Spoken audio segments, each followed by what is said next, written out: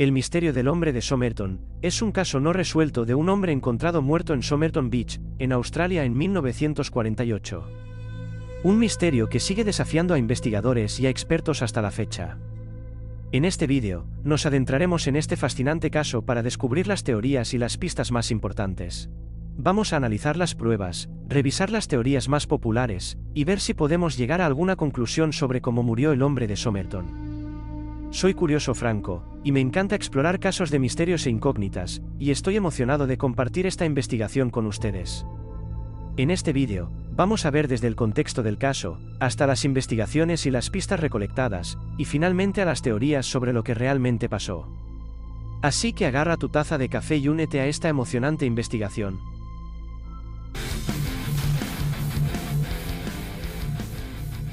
El misterio del hombre de Somerton, o caso Tamam Shud, es una muerte no resuelta de un hombre llamado Carl Charles Webb. El cuerpo fue encontrado en la playa de Somerton en Adelaida, Australia a las 6:30 de la mañana del 1 de diciembre de 1948. La falta de identidad de la víctima, los eventos relacionados con su muerte y la falta de una causa clara han sido motivo de muchas conjeturas. Aunque la investigación se centró en Australia, el misterio atrajo la atención de gente de todo el mundo. Aún se mantiene el interés del público en este caso debido a varios factores. La muerte ocurrió en un tiempo de tensiones durante la Guerra Fría, el uso de un veneno indetectable, la falta de identificación, la posible existencia de un código secreto en un libro, y la posibilidad de un amor no correspondido. El patólogo dijo que el hombre, que aparentaba ser británico, tenía entre 40 y 45 años y estaba en excelente forma física. Era alto, rubio con un poco de canas, con hombros anchos y cintura estrecha. Además, no tenía señales de trabajo manual en sus manos, y sus dedos de los pies eran como los de un bailarín o agricultor. Este hombre estaba muy bien vestido con un traje, pero ninguna de sus prendas tenían etiquetas y no llevaba sombrero, algo extraño para 1948.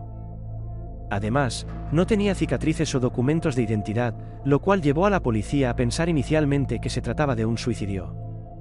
Sin embargo, las cosas se complican más cuando los policías encuentran cosas extrañas en los bolsillos del hombre, como un billete de autobús y chicles frutales. Testigos declararon que vieron a un hombre de aspecto similar en la misma zona la noche anterior al hallazgo del cuerpo, pero pensaron que estaba dormido o ebrio y no investigaron más. A la mañana siguiente, cuando el cuerpo fue encontrado, todavía estaba en la misma posición. Se hizo una autopsia para determinar la hora de la muerte del hombre y se descubrió que murió alrededor de las 2 de la mañana del 1 de diciembre. Como no sabían quién era, embalsamaron su cuerpo el 10 de diciembre. Los periódicos locales de Adelaida, The Advertiser y The News, dieron cuenta de la muerte del hombre en Somerton. The Advertiser, que era un periódico matutino, publicó un pequeño artículo en la página 3 de su edición del 2 de diciembre de 1948 titulado «Cadáver descubierto en la playa», mientras que The News, un periódico vespertino, dedicó la portada a la noticia y dio más detalles sobre el hombre fallecido. El cadáver se identificó como «el señor Johnson», de unos 45 años. El 3 de diciembre de 1948, un tal E.C. Johnson se presentó en la comisaría para aclarar que estaba vivo y que lo habían confundido con el cadáver encontrado. Ese mismo día, el periódico The News publicó una foto del hombre muerto en su portada y pidió que cualquiera que lo conociera diera información. Al día siguiente, la policía reveló que las huellas dactilares del hombre no estaban en sus registros y empezaron a investigar fuera de la región. El 5 de diciembre, The Advertiser anunció que la policía estaba buscando información en archivos militares, después de que alguien les dijera que había estado bebiendo con un hombre parecido al fallecido, en un hotel en Glenelg el 13 de noviembre, y que este había sacado una tarjeta de pensión militar, con el nombre solo Monson, impreso en ella. A principios de enero de 1949, varias personas intentaron identificar al hombre de Somerton. Algunos dijeron que era un leñador llamado Robert Walsh, pero otros no estaban seguros. La policía estaba un poco escéptica, ya que creían que Walsh era demasiado viejo para ser el fallecido.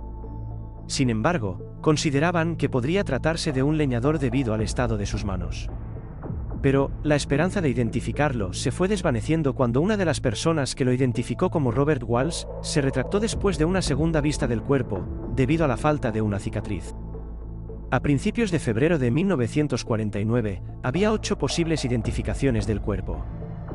Algunas personas lo identificaron como un amigo en común, otros creían que era un cuidador de caballos, un empleado de un barco a vapor o un sueco.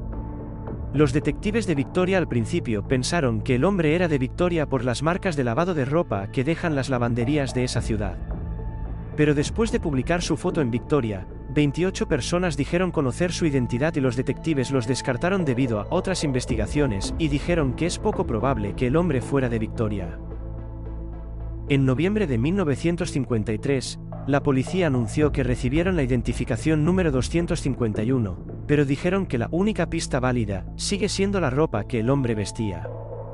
En julio de 2022, el profesor Derek Abbott anunció que él y una genealogista estadounidense usaron sitios web de ADN como Ancestry.com para hacer un árbol genealógico de más de 4.000 personas. En marzo, se enfocaron en un hombre llamado Carl Charles Webb que era ingeniero eléctrico y fabricante de instrumentos y no tenía antecedentes penales. Abbott dijo que el 23 de julio encontraron las últimas pruebas de ADN para confirmar que Webb era el hombre de Somerton. De este profesor y su participación en la resolución del caso de la identidad del hombre de Somerton, hablaré en detalle más adelante. Un giro inesperado en el caso ocurrió el 14 de enero de 1949, cuando personal de una estación de tren encontró una maleta marrón con la etiqueta arrancada. Había sido dejada en una taquilla pasadas las 11 del día 30 de noviembre de 1948. En la maleta había un albornoz, un par de pantuflas rojas talla 7, 4 calzoncillos, pijamas, artículos de afeitar, un pantalón marrón claro con arena en el dobladillo, un destornillador buscapolo, un cuchillo de cocina recortado hasta ser transformado en un instrumento pequeño y afilado, unas tijeras con la punta muy afilada y un pincel. También se encontró en el interior del maletín un ovillo de hilo color naranja, de un tipo inusual, no disponible en Australia, que coincidía con el usado para coser los bolsillos de los pantalones que llevaba puesto. Todas las marcas de identificación en la ropa habían sido quitadas, pero se encontró el nombre, King, en una corbata, en una bolsa de lavandería y en un chaleco, conjuntamente con 3 marcas de lavado en seco. Un marinero llamado Tommy Reed fue considerado como posible identidad del cuerpo encontrado, pero después de que sus compañeros lo vieran en la morgue, aseguraron que no era él. La investigación no encontró ningún Tekin desaparecido en ningún país de habla inglesa. Se descubrió que el abrigo del hombre solo podría haber sido fabricado en Estados Unidos. A pesar de ser producido en serie, el abrigo se había ajustado al cuerpo de su dueño. La policía cree que el hombre llegó en un tren nocturno desde Sydney o Port Augusta y se afeitó y duchó en una ciudad cercana antes de volver a la estación para comprar un billete a Henley Beach, pero nunca subió al tren. En cambio, regresó a la ciudad cercana, dejó su maleta en la taquilla de la estación y tomó un bus a Glenelg. Un par de días después de encontrar el cuerpo, el forense Thomas Cleland empezó a investigar, pero no fue hasta el 17 de junio de 1949 que pudo continuar con su trabajo. El patólogo jefe, Sir John Burton Cleland, volvió a revisar el cuerpo y descubrió cosas nuevas. Notó que los zapatos del hombre estaban increíblemente limpios, como si acabaran de ser lustrados, en lugar de estar como se esperaría en los zapatos de un hombre que había caminado todo el día por Glenelg. Además, mencionó que esto apoyaba la teoría de que el cuerpo podría haber sido llevado a la playa de Somerton después de la muerte del hombre, teniendo en cuenta también la falta de evidencia de vómitos o convulsiones, 2 efectos típicos del envenenamiento. Thomas Cleland especuló que ninguno de los testigos pudo identificarlo la noche anterior, lo cual abría la posibilidad de que el hombre muriera en cualquier otro lugar y luego fuera arrojado allí, y agregó que el hecho de que los testigos creyeran que definitivamente era el mismo hombre era pura especulación. El profesor Cedric Stanton Hicks de la Universidad de Adelaida testificó que algunas drogas, específicamente 2 que llamó número 1 y número 2, eran súper tóxicas y difíciles de detectar incluso con dosis pequeñas. Les dio los nombres a los forenses, pero no se revelaron al público hasta décadas después.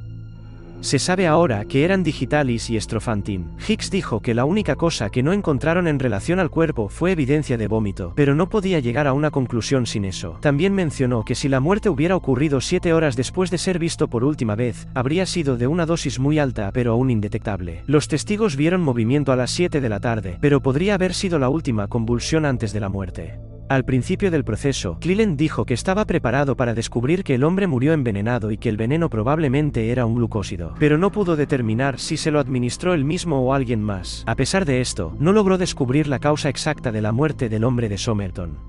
Esto llevó a las autoridades a considerar el caso como un misterio sin precedentes y creer que nunca se sabría la verdad. Un editorial llamó al caso uno de los misterios más inexplicables de Australia y señaló que si el hombre murió por una droga tan rara y oscura que los expertos no pudieron identificar, entonces el culpable probablemente tenía conocimientos avanzados sobre sustancias tóxicas, lo que sugiere algo más siniestro que un simple envenenamiento. En el proceso, encontraron un pedacito de papel enrollado en uno de los bolsillos del pantalón del cadáver, con las palabras Tamam Shud escritas en él. Los traductores dijeron que significa terminado o finalizado y que se encuentra en la última página del libro Rubaiyat de Omar Khayyam. La policía buscó por toda Australia una copia de ese libro con un reverso en blanco similar. Un hombre encontró una edición antigua y rara del libro, publicada en Nueva Zelanda, en el asiento trasero de su coche, estacionado en una calle de Glenelg, 1 o 2 semanas antes de que encontraran el cuerpo. Dijo no saber nada sobre la conexión del libro con el caso, hasta que vio un artículo en el periódico. La policía teorizó sobre un posible suicidio por envenenamiento, aunque no tenían otra evidencia que lo respaldara. El libro estaba incompleto y faltaba la página con las palabras Tamam Shud y el reverso en blanco. Los exámenes microscópicos mostraron que el pedacito de papel había sido arrancado de ese libro. En la parte de atrás del libro, había unas letras escritas a mano en mayúsculas. La segunda línea estaba tachada y eso es importante porque se parece mucho a la cuarta línea. Parece que hay un error, lo que nos lleva a pensar que las letras son un código secreto.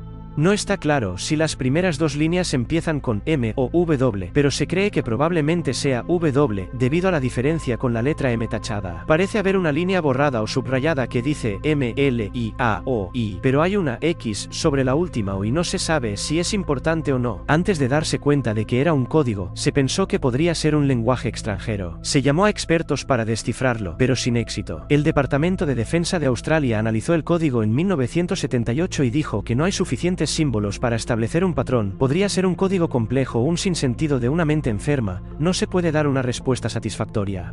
En el libro encontraron el número de teléfono de una ex enfermera que vivía cerca del lugar donde encontraron el cuerpo. La mujer dijo que en la Segunda Guerra Mundial trabajaba en un hospital de Sydney y le regaló el libro a un teniente del ejército llamado Alfred Boxall. Después de la guerra, se mudó a Melbourne y se casó. Recibió una carta del teniente, pero le respondió que estaba casada. La mujer no pudo reconocer el busto del fallecido, pero se sorprendió al verlo, incluso parecía que estaba por desmayarse.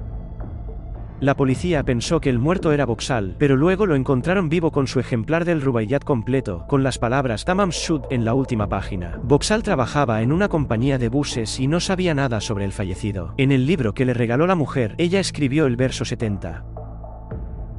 La mujer vivía en Glenelg y negó conocer al fallecido. También dijo que era casada y no quería que su nombre estuviera en el informe para no ser vinculada al muerto o a Boxall. La policía estuvo de acuerdo con esto, lo que privó a las investigaciones posteriores de una importante pista. En un programa de televisión sobre el caso, mencionaron a la mujer como Gestin, que era su apodo y con el que se presentó a Boxall. Un detective retirado la entrevistó en 2002 y la encontró evasiva. Ella dijo que su familia no sabía nada sobre su conexión con el caso. Gestin murió en 2007 y su verdadero nombre se consideró importante para descifrar el caso. Se decía que Boxall estaba metido en asuntos de inteligencia militar durante la guerra y que el hombre encontrado muerto podría ser un espía soviético asesinado por enemigos desconocidos. En una entrevista en 1978, el conductor le preguntó a Boxall si había trabajado en una unidad de inteligencia antes de conocer a su esposa, y Boxall dijo que no. El conductor sugirió que había una conexión espía, pero Boxall dijo que era una idea bastante exagerada. En realidad, Boxall era ingeniero en una unidad de transporte marítimo, y fue ascendido a teniente en 3 meses. El hecho de que el hombre murió cerca de Woomera, un lugar ultrasecreto de lanzamiento de misiles y centro de inteligencia, reforzó estas especulaciones. Como había mencionado anteriormente, el investigador de la Universidad de Adelaide, Derek Abbott, identificó con éxito al hombre de Somerton.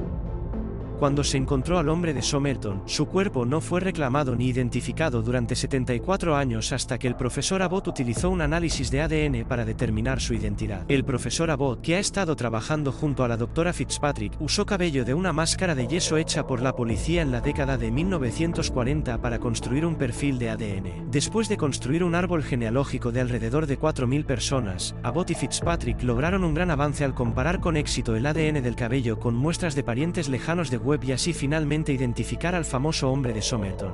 Así termina el misterio de la identidad del hombre de Somerton, y por fin podemos darle un nombre: Carl Charles Webb. La causa de la muerte sigue siendo un enigma, pero eso no significa que debamos dejar de buscar respuestas. Seguiré investigando y tratando de desentrañar este misterio hasta el final. Muchas gracias por ver el vídeo. Si te ha gustado, por favor suscríbete y da clic en la campanita. Un saludo y hasta la próxima.